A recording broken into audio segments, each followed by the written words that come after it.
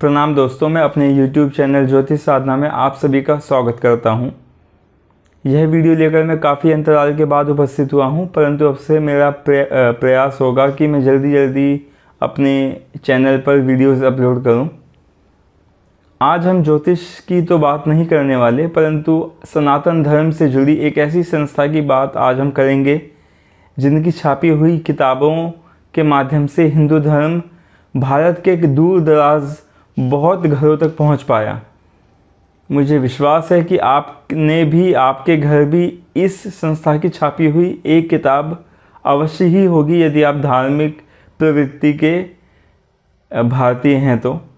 यदि आपका सनातन धर्म में विश्वास है तो। जी हाँ, आज हम गीता प्रेस की बात करने वाले हैं। गीता प्रेस का उद्देश्य दोस्तों कभी प्रॉफिट कमाना यानी लाभ अर्जित करना है ही नहीं। इसलिए आपने देखा होगा कि वो काफ़ी कम मूल्य में बहुत ही अच्छी क्वालिटी की किताबें छापते हैं। गीता प्रेस की बात करें तो भागवत गीता 30-35 रुपये की ये कॉपी आती है, बिल्कुल एक्यूरेट ट्रांसलेशन के साथ। मेरे पास पुराना एडिशन है तो ये केवल 12 रुपये कीमत इस पे प्रिंट है।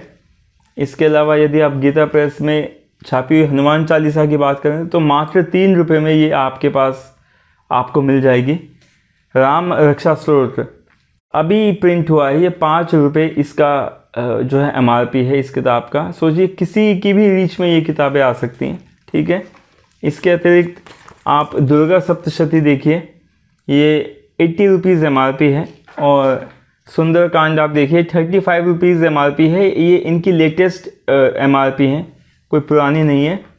तो इतनी अच्छी किताबें। इसके अलावा ये लोग महाभारत, रामायण, पुराण इत्यादि भी छापते हैं।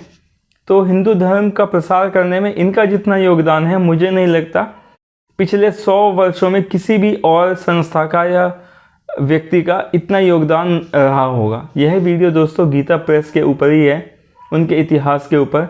इस वीडियो को पूरा देखें, पूरा सुनें, क्योंकि उनके फाउंडिंग एडिटर के बारे में भी मैं आपको कुछ रोचक बातें बताऊंगा।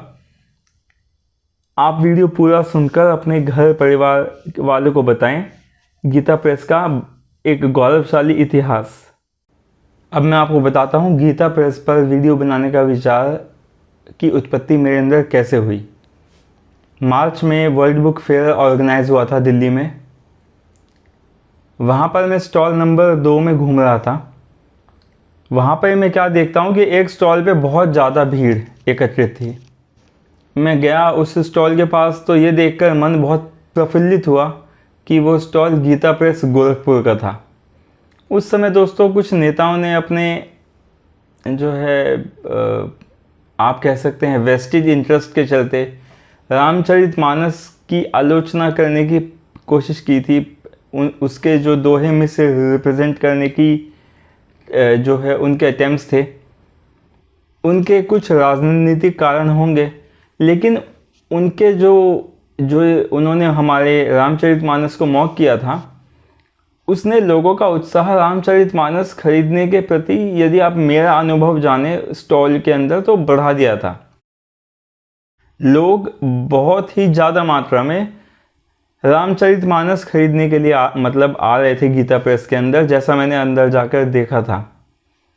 इसके अलावा जो धार्मिक लोग थे वो न केवल रामचरितमानस बल्कि दुर्गा सप्तशती, विष्णु सहस्त्रनाम, पुराण इत्यादि भी खरीद कर ले जा रहे थे। गीता प्रेस के ऊपर डिटेल्ड वीडियो बनाने का मेरा विचार था। मैं सोचा था कि स्टॉल पे जो पर्सनल होंगे गीता प्रेस के, उनसे बात करूँगा।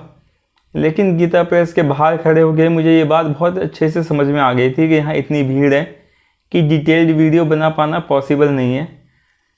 चलिए, भगवान विष्णु को भी समय देंगे तो हम डिटेल्ड वीडियो गोरखपुर जाके बना के आएंगे। बट उस दिन ये चीज़ पॉसिबल नहीं थी। मैंने सोचा चलो कुछ वीडियोस बना लेता हूँ, बाद में कभी गीता प्रेस के ऊपर वीडियो बनाऊँगा तो इन वीडियोस को दिखाकर आप लोगों को बताऊंगा कि कितनी भीड़ उस स्टॉल के अंदर थी, कितने उत्साह के साथ लोग किताबें खरीदने के लिए उस स्टॉल में आए थे। 5-7 सेकंड के लिए दोस्तों मैं वीडियो प्ले करता हूँ स्टॉल में ओरिजिनल आवाज़ के साथ। उसके बाद दोस्तों हम गीता प्रेस का इतिहास जानेंगे, उसके इतिहास की तरफ चलेंगे, उसकी स्थापना कैसे हुई, उसके फाउंडिंग एडिटर कौन थे, कौन महान पुरुष थे जिन्होंने जो गीता प्रेस के फाउंडिंग एडिटर बने। तो आप 5-7 सेकंड तक आप ये आवाज़ सुनिए, उसके बाद हम उस पार गीता प्रेस के इतिहास के साथ समय में पीछे चलते हैं थोड़ा।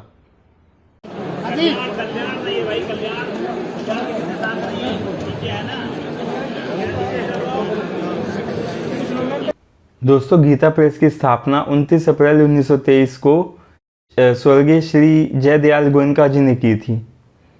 हुआ क्या था कि श्री गोयनका जी चुरू राजस्थान ज़िले के, मतलब चुरू ज़िला राजस्थान स्टेट में है, वहाँ से बिलोंग करते थे, लेकिन अपने व्यापार के सिलसिले में वो बांकुड़ा ज़िले में रहते थे, जो आज पश्चिम बंगाल का हिस्सा है।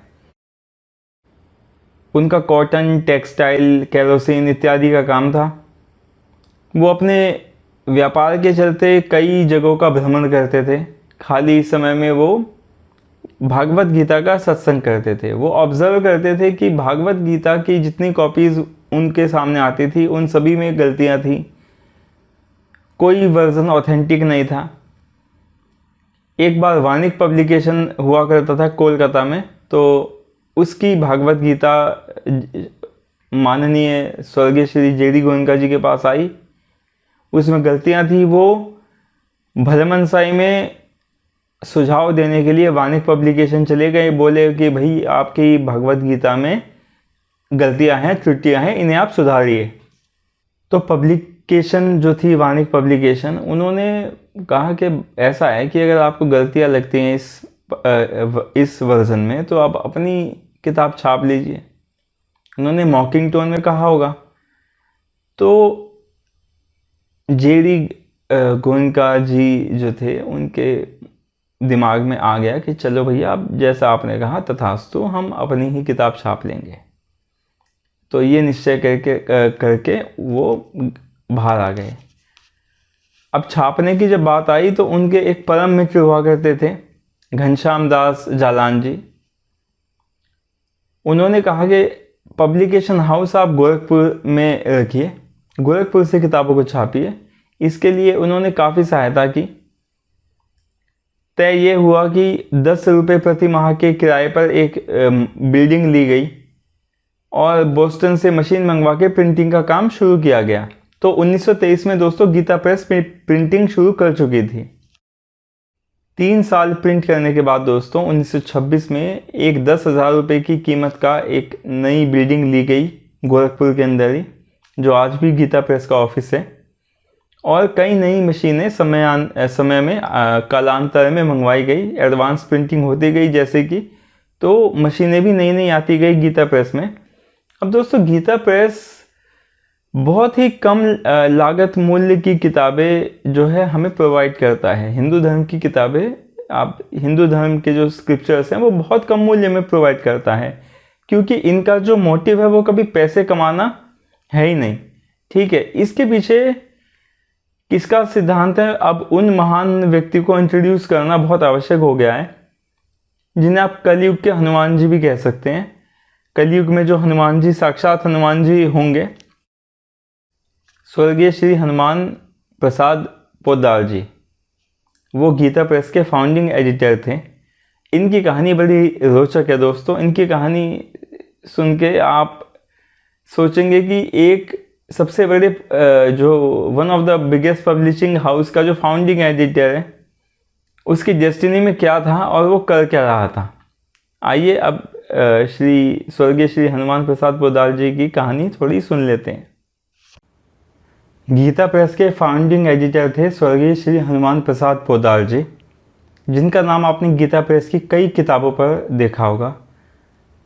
हनुमान प्रसाद पोद्दार जी जो थे एक स्वतंत्रता सेनानी थे, एक्टिव क्रांतिकारी आप कह सकते हैं। 22 साल की उम्र में उनको जो है पकड़ लिया था। उसके बाद वो जब छूट के आए तो अंग्रेज़ों के डर से समाज ने उन्हें एक तरीके से आप कह सकते हैं बेदखल कर दिया था। कोई उनसे मतलब नहीं रखता था, क्योंकि अंग्रेज़ों से दुश्मनी लेना उन लोगों के लिए समझदारी की बात नहीं थी।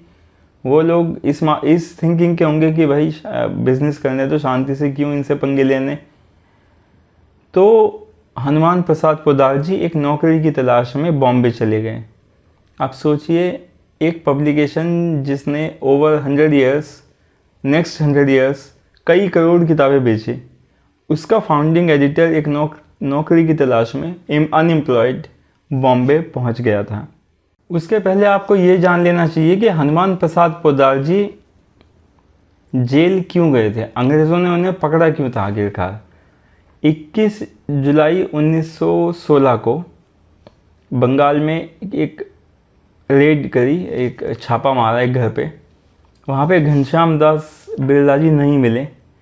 फिर दूसरे घर पे छापा मारा तो हनुमान प्रसाद पोद्दार जी को गिरफ्तार कर लिया गया। कई सारी बंदूकें वहाँ से बरामद हुई। हुआ क्या था, एक रोडा कंपनी करके एक कंपनी थी 1914 में, 1914 में, वो फायर आर्म्स इम्पोर्ट करती थी, हथियारों को इम्पोर्ट करती थी, सबसे बड़ी कंपनी थी। वहाँ पे कुछ हथियार जो हैं गायब हो गए थे। डकैती तो एग्जैक्टली नहीं थी, बट हाँ गायब हो गए थे, आप ये कह सकते हैं हथियार। तो वो हथियार हनुमान प्रसाद पोद्दार जी जिस छापे में गिरफ्तार हुए थे वहाँ पे बरामद हुए थे। एक रिपोर्ट के अकॉर्डिंग ऐसा कहा गया था कि अगस्त 1914 के बाद कोई क्रांतिकारी घटना बंगाल में ऐसी नहीं घटी जिसमें रोडा कंपनी जो थी उसमें जो गायब हुई थी बंदूकें, फायर आर्म्स, उनका प्रयोग ना किया गया हो। तो सोचिए कितने बड़े लेवल पे क्रांतिकारियों ने ये जो है प्लान किया था। तो उसमें हनुमान प्रसाद पोद्दार जी गिरफ्तार हुए और बाद में रिलीज़ भी हो गए थे। बट उसके बाद उन्होंने कभी जो है उनको जॉब नहीं मिली, उनको बॉम्बे जाना पड़ा। तो दोस्तों वो ये सब बातें नहीं छापना चाहते थे और आपने भी नहीं सुनी होगी। क्यों नहीं सुनी होगी? क्योंकि दोस्तों गीता प्रेस का अगर मैं खुद के मोटो की बात करूं तो वो ये है, आप स्क्रीन पर इस समय देख सकते हैं, I never sanction self praise. अगर आप उनका मैसेज पढ़ेंगे तो लिखा है, the principles that I adhere to and advocate never sanction any such undertaking aiming at self praise whatsoever. May God bless me to be true to them to my last breath, and if so, I am afraid I may hurt your feelings. I must wholeheartedly discourage all such efforts. तो सोचिए दोस्तों, self praise यानी अपनी तारीफ के इतने खिलाफ थे ये गीता प्रेस के फाउंडिंग एडिटर हनुमान प्रसाद पोद्दार जी, जो ना केवल फाउंडिंग एडिटर थे बल्कि एक बहुत उत्कृष्ट दर्जे के कथावाचक भी थे। हनुमान प्रसाद पोद्दार जी न केवल कल्याण जो मैगज़ीन है उसमें उन्होंने बहुत इम्पोर्टेंट रोल प्ले किया, परंतु वो कथावाचक भी थे। आपने देखा होगा कथावाचक आजकल बहुत सारे हैं, रामायण के, महाभारत के, लेकिन वो एक उत्कृष्ट दर्जे के कथावाचक थे। उनको स्वतंत्र भारत के होम मिनिस्टर थे जीबी पंत जी, गोविंद बल्लभ पंत जी।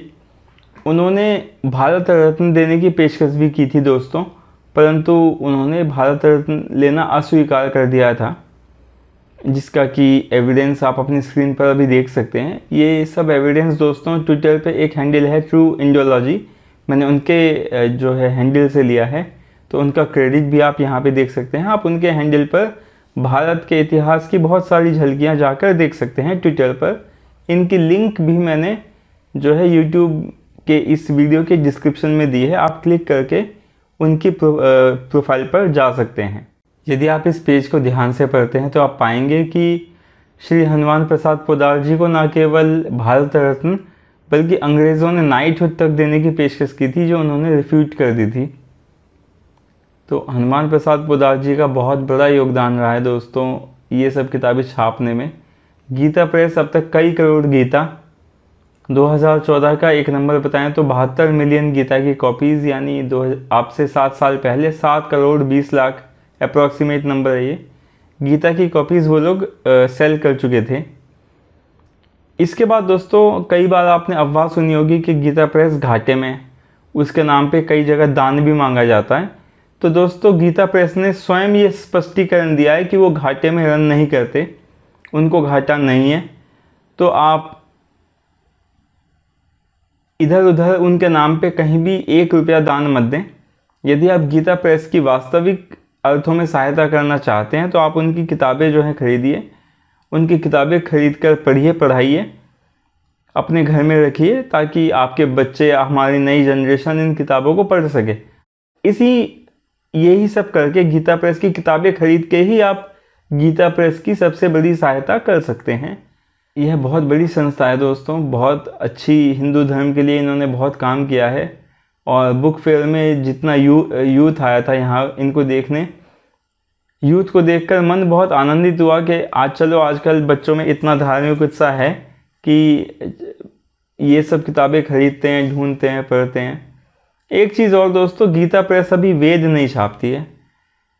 वेद ना छापने के उनके कुछ भी कारण हों, पर आप गीता प्रेस जो है वेद का प्रकाशन नहीं करती। जब करेगी आप उनकी वेबसाइट पर या उनके बुक स्टोर से पता कर सकते हैं। यदि आप गीता प्रेस की और भी सहायता करना चाहते हैं तो उनकी एक मैगज़ीन आती है कल्याण, आप उसको सब्सक्राइब कर सकते हैं। ठीक है, तो ये गीता प्रेस के ऊपर मेरी छोटी सी पेशकश थी।